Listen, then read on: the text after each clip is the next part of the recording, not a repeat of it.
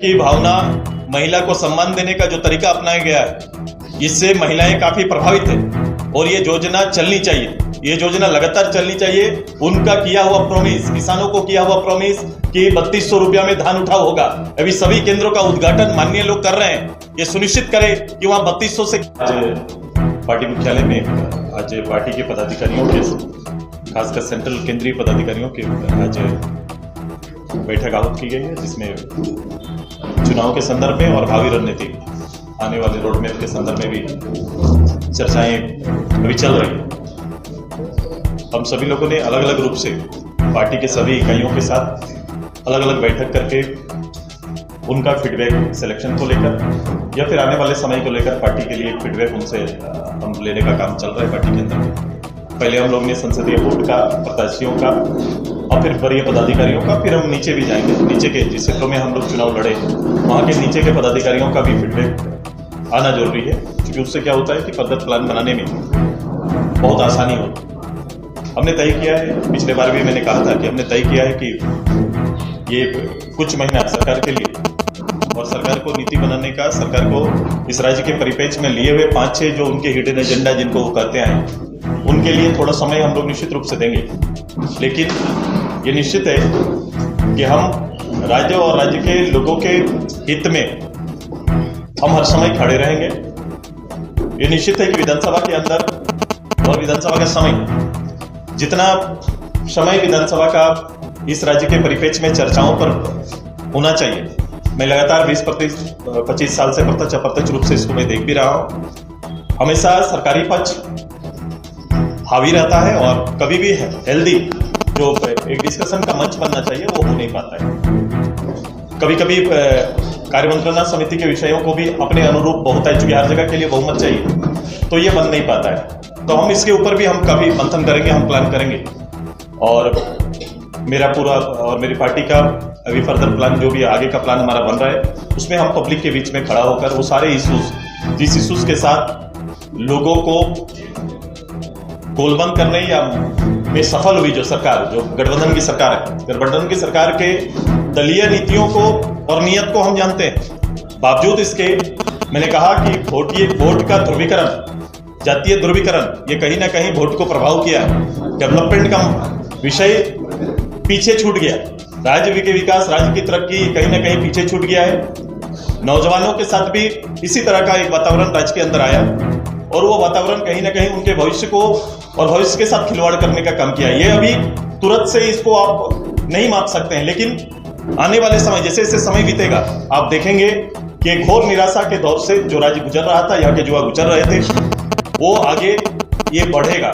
मेरी कोशिश है और हमारी कोशिश रहेगी, एक राजनीतिक दल के रूप में, एक चिंतक के रूप में, एक राज्य के गठन का सिपाही के रूप में, हम ये सारे वातावरण को संग्रह करते हुए राज्य सरकार के ऊपर, राज्य की सरकार के ऊपर वो दबिश बनाने की हमारी पूरी कोशिश होगी कि जिस अवस्था को शो किया गया है, जिस अवस्था को बताया गया है, उस अवस्था में राज्य सरकार आज के दिन में अपनी नीतियों को ला पा रही है कि नहीं, नीतियों पर चल पा रही है कि नहीं। एक बेहतर प्रहरी के रूप में हम हमेशा पब्लिक के बीच में हमारी पार्टी खड़ी रहेगी। उसी संदर्भ में आज हमारी चर्चाएं चल रही है। ये चर्चा का दौर 2-3 क्रम पर चलेगा।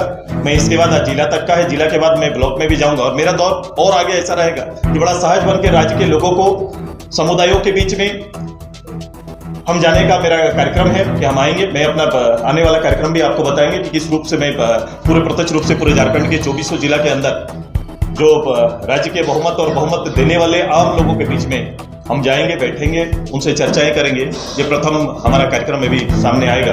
हम पार्टी की ओर से, चूंकि एक दलीय दायित्व के रूप में ये कार्यक्रम हमारा अभी चल रहा है, शेष राज्य के घटना, जैसे जैसे राज्य और देश की घटनाओं के साथ एक दलीय प्रतिक्रिया और उसके पीछे लोगों की भावनाओं के साथ खड़ा होने का निश्चय हमारा है और हम रहेंगे उसके साथ। बोलिए। पत्र वगैरह मिला है क्या? अभी तक इसकी सूचना अखबार में आई है और ये कोई बड़ा विषय नहीं है, खाली करना सरकार का नहीं है और पदे न ये दायित्व हमें या फिर रहने का दायित्व विधायक की हैसियत से था और वो ऐसा नहीं रहेंगे तो उसको छोड़ना पड़ता है।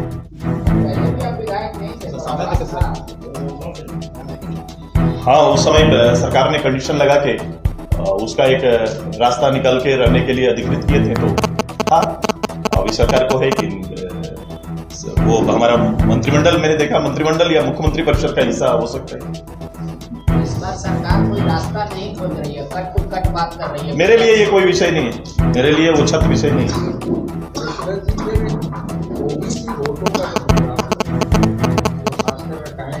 आप लोग जाति के लिए कहेंगे, मतलब जहाँ पर जो है आप लोग जाती है वो भटकी के कारण इंडिया का बड़ा नुकसान है। ये मानते हैं आप कि कभी कभी इसका सही आकलन हो नहीं पाता है, वो बिखराव सभी में हुआ है।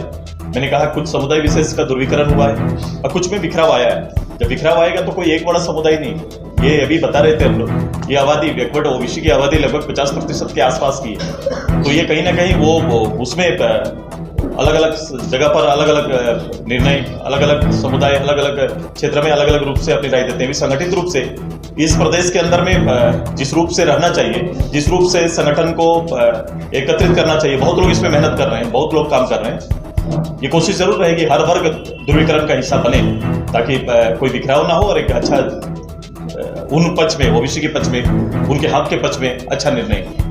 आदिवासी वोटों ने आपको किनारा क्यों दिया, क्यों वो अलग हो गए? अधिकांश सीटों पर आपको नहीं, ऐसा अभी कुछ समय से इसको आप देख सकते हैं, कुछ समय से देख सकते हैं। हमारे सहयोगी दल, चूंकि पार्लियामेंट हम उधर लड़े नहीं, तो पार्लियामेंट में भी इसकी झलकियां आपको मिली होंगी और असेंबली में भी कहीं ना कहीं जो 28 रिजर्व सीट है वहां उस संख्या जरूर कम आई, हम उस पर मंथन करेंगे। जी आप कह रहे हैं हम सड़कें सूनी नहीं होने देंगे ताकि सत्ता काबू में रहे, ठीक से चले। सत्ता करेंगे, हम तो खुद विपक्ष में हैं। ये लोग PIL गैंग 75% रिजर्वेशन झारखंडियों का खत्म करा दिया इन क्षेत्रों में। मेरा पैसा 1,36,000 करोड़ रुपया नहीं दे रहे हैं। बोले इसकी लड़ाई सुदेश जी को लड़नी चाहिए। मैं निश्चित रूप से मैं रिजर्वेशन के पक्ष में हूँ, मैं सारना कोड के पक्ष में भी हूँ, मैं राज्य का कोई अंश केंद्र के हिस्से में है तो उसके पक्ष में भी मैं खड़ा हूँ। लेकिन इस सब पक्ष में ईमानदारी दिखनी चाहिए राजनीति में, क्योंकि ये सारे पक्षों पे उनकी राजनीति दिखती है, अंततः राजनीति झलकती है। मैंने कहा कि अगर जातीय जनगणना करने का विषय है, जातीय जनगणना करने का सब्जेक्ट अगर था जिसकी बात उसके केंद्रीय नेता आकर यहाँ पर सभाओं में दोहरा कर जाते हैं, तो निश्चित रूप से उनको कहना चाहिए था कि अपने राज्य को आदेश देना चाहिए था। क्योंकि प्रत्यक्ष रूप से 5 साल पूरा ये उन्हीं की सरकार रही, इंडिया गठबंधन की सरकार रही, लेकिन इसको लेकर कभी भी आगे नहीं बढ़े। केवल एक बयान और एक कमेटी तक ही ये रह गई, आज तक ये आगे नहीं बढ़ पाया।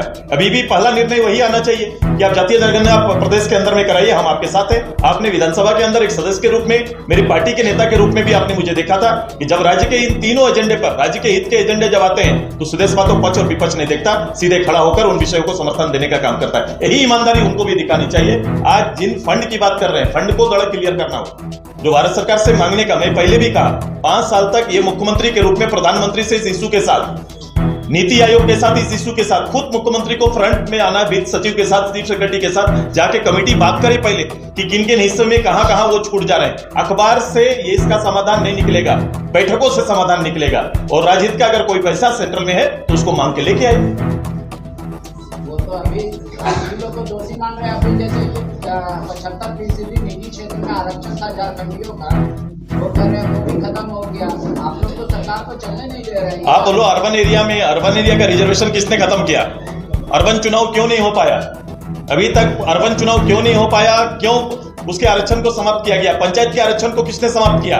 पंचायत में जहां पर ओबीसी के लिए भी आरक्षण तय था, 10,000 लोग ओबीसी कोटे से जो चुन के आते हैं, उनका आरक्षण किसने खत्म किया?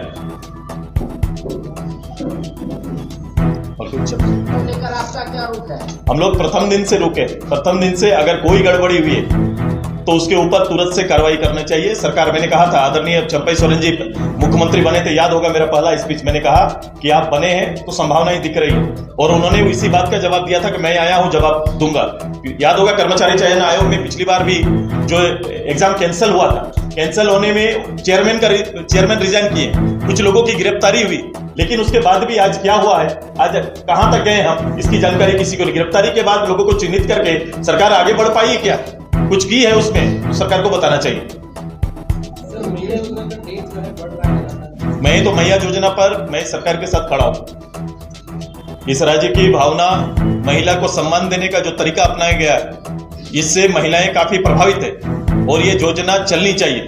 ये योजना लगातार चलनी चाहिए। उनका किया हुआ प्रॉमिस, किसानों को किया हुआ प्रॉमिस कि 3200 रुपया में धान उठाव होगा, अभी सभी केंद्रों का उद्घाटन माननीय लोग कर रहे हैं। ये सुनिश्चित करें कि वहां 3200 से किसानों को धान का रेट मिलना चाहिए, ये सुनिश्चित होना चाहिए उनको, नहीं तो फिर वो हकमारी होगा। तो ये शब्द सरकार का है, ये किसानों का हकमारी ना हो जाए, ये सुनिश्चित करने का काम करें। दूसरा, आपने जो कहा है अभी मैया योजना भी हकमारी ना हो जाए महिलाओं का, ये हम लोग देखने का काम करेंगे। उनको 2500 रुपया तुरंत से इसी दिसंबर से उनको लागू होना चाहिए। 2500 सरकार दे, हम इस योजना में सरकार के साथ खड़े कि वो तुरंत से इसको लागू करना चाहिए। मैंने पहले भी कहा था कि सरकार इसके बहाना निकालेंगी। मैं एक शक का कहां शुरू कर रहा हूं, एक प्रश्न खड़ा कर रहा हूं जो शायद सरकार इस बहाने से बाहर निकलने की कोशिश करेगी। कि सबसे पहले मैंने कहा था कि योजना को लेकर कोई बजट नहीं।